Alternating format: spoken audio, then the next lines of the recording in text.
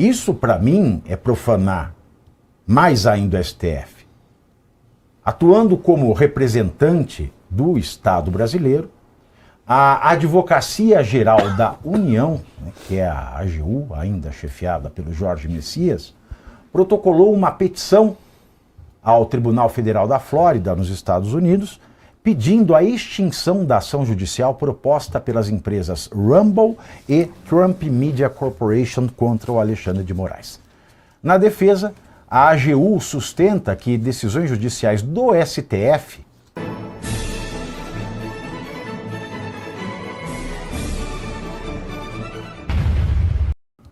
Isso, para mim, é profanar mais ainda o STF.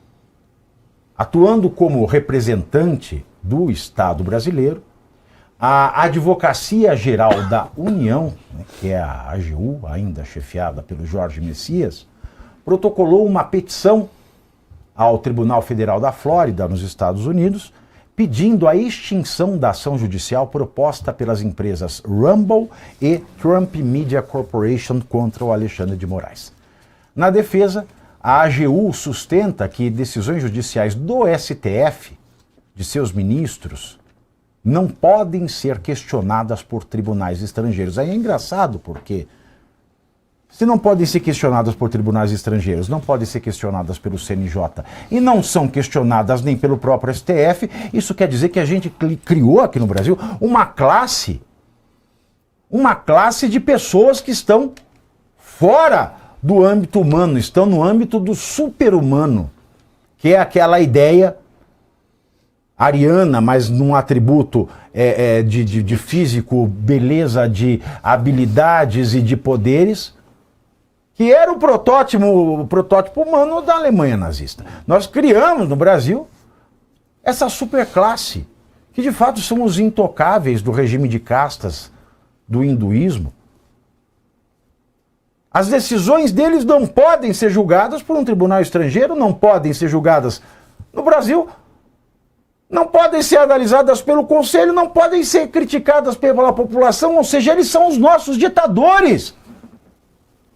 Se uma democracia dá ao povo, dá aos muitos o poder de criticar e eles não podem ser criticados aqui, lá fora, interno, do lado, para cima, para baixo, seja lá como for, nós não temos uma democracia, não há democracia quando se tem uma casta incriticável. Para defender o STF, a Advocacia Geral da União se habilitou no processo como defensora, não do Alexandre, mas do Estado brasileiro. O que nos retoma aqui, para quem estudou um pouquinho de história, a célebre frase de Luís XIV, l'état c'est moi, o Estado sou eu.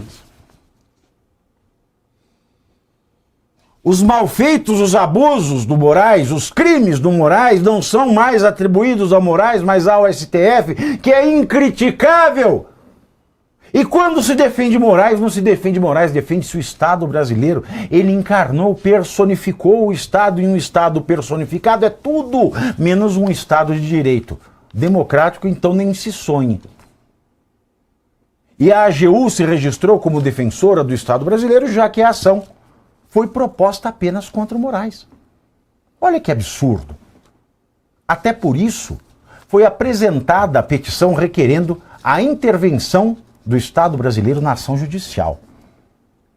A Advocacia Geral da União também alega que tribunais do exterior que tentarem intervir em decisões do Brasil, isso implicaria em uma grave ofensa à imunidade de jurisdição.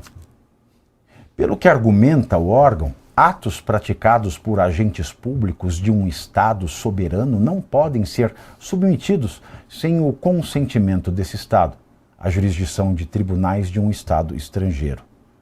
O documento ressalta que o Brasil não consentiu e não consentirá com a apreciação de decisões de nossa Suprema Corte por juízes de outros países. Por isso, decisões judiciais brasileiras devem ser cumpridas ou questionadas perante nossos próprios tribunais, de acordo com a lei processual vigente no Brasil.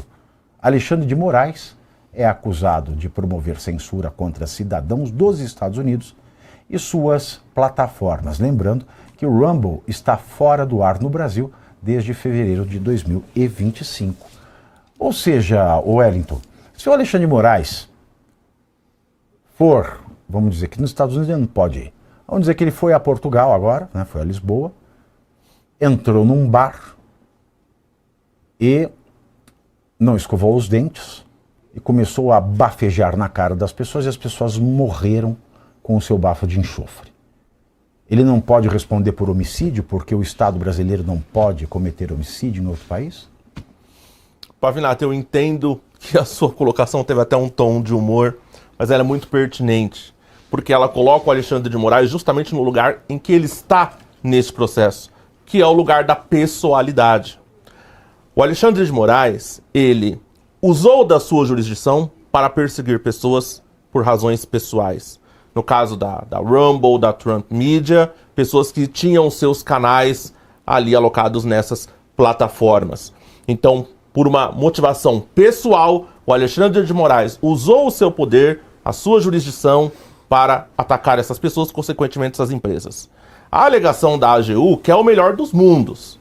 Ela quer dizer o seguinte, olha, ele só pode atacar empresas americanas, prejudicá-las no mercado, causando prejuízo, aviltando seus lucros, mas ele não pode ser julgado pela jurisdição americana por isso. Um outro ponto é que, e eles adoram dizer isso, agora a gente vai inverter um pouco essa brincadeira. Eles gostam de dizer, olha, a imunidade parlamentar não é absoluta.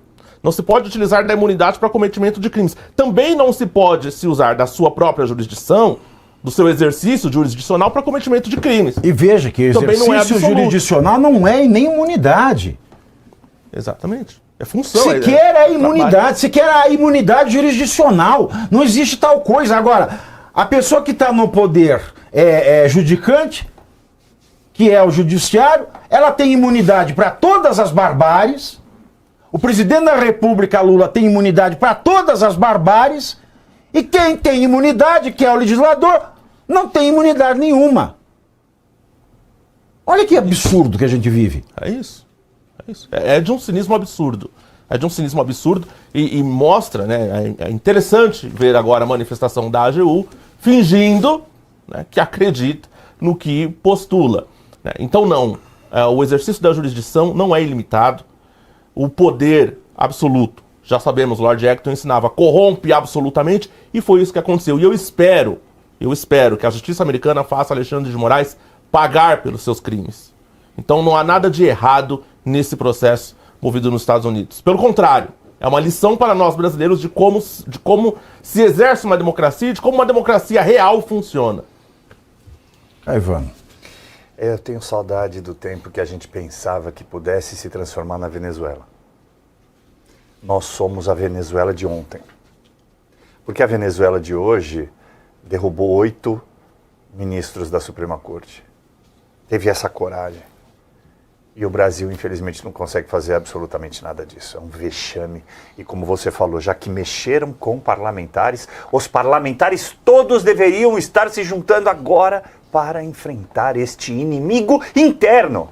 Mas não, eles não têm coragem. Não tem coragem porque muito provavelmente muitos têm rabo preso, muitos estão devendo, estão preocupados com listas de Vorcar, então não vão se preocupar com isso agora. Você continua, mas é só uma coisa interessante que você trouxe aqui. Nós temos hoje 10 ministros do STF, que falta um, e um presidente da República. Isso. Nós estamos falando 11 pessoas. De 11 homens. Tá? 11 homens. E não é um segredo, é um destino. Então, 10 homens e uma Carmen Lúcia. Já que você quer ser cinematográfico no seu comentário. Boa. 11 homens, 10 homens e um segredo. Que será ela? O vampiro brasileiro? Será ela um ser humano?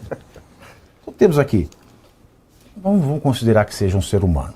Nós temos 11 homens, de um lado, brigando com, são 513 deputinhas? Sim. São 81 senadores contra 594 homens. E estão vencendo. Nós temos aqui, meus senhores, 11 pessoas dando uma surra de assim, outro também, em 594 homens ou merdas, Caivano? merdas. E aí, infelizmente, é preciso generalizar e eu vou contar uma coisa para vocês aqui, Pavinato. No dia 9 de janeiro, eu fui lá, né? 9 de janeiro de 23, eu fui lá e vi um campo de concentração sem precisar viajar para fora do nosso país. E não era um museu, estava acontecendo na minha frente. No dia 10, eu estava sobre um palanquinho e ao meu lado tinha o único parlamentar a entrar lá, que foi o Marcos Duval. E eu disse exatamente esta frase para aquelas pessoas. Olha, num passado não muito distante, 594 pessoas decidiam o nosso destino.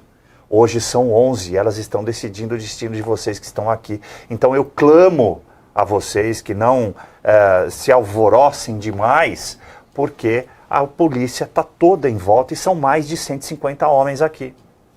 Então veja que a gente passou 3 anos e meio, hoje nós estamos em 16 de junho, de 2026. Então mais de 3 anos e meio daquele evento do 8, do 9, do 10, do 11 de janeiro, e o problema continua sendo o mesmo. Um poder da República, Pavinato, que é o legislativo, se anulou. Se anulou e não está fazendo absolutamente nada.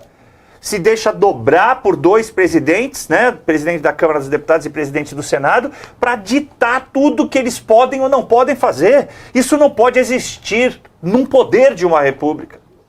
Mas, infelizmente, é o que nós temos para hoje e eu estou muito entristecido com tudo isso. E tem muita gente que escreve no nosso chat, é culpa do Temer. Desculpa, não é culpa do Temer. O Temer, ele indicou, quem aprovou foram 81 senadores que tinham acabado de empichar a Dilma Rousseff.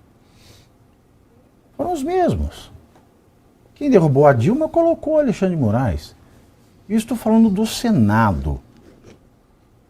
Porque vocês assistiram a esta curiosa porque, mesmo por razões sobre as quais não cabe discorrer, acerca das razões que levaram à rejeição do Messias ao STF, vocês viram que o Senado, quando quer, ele pode. E da mesma maneira que o Senado, quando quer, pode rejeitar, o Senado, quando quer, ele pode empichar um ministro do Supremo. Então não tem culpa do Temer. Tem culpa do Legislativo. E se o Legislativo, bem ou mal, ainda está instalado com as portas abertas, a culpa de tudo é do Legislativo, em especial dos senadores, que é conhecida como a casa maior, e eu chamo das cafetinas que estão acima das deputinhas. Nós temos 513 deputinhas e 81 cafetinas. Faça alguma coisa, pelo amor de Deus. Ao pedir à Procuradoria-Geral, o vídeo terminou, mas o debate continua todos os dias às 19h30, 7h30 da noite. Eu estou ao vivo no canal do Metrópolis, no YouTube, analisando os principais acontecimentos da política brasileira com análise afiada, clareza e, espero eu, bom humor. Quer acompanhar ao vivo? Te espero no Pavinato 7h30 no canal do Metrópolis.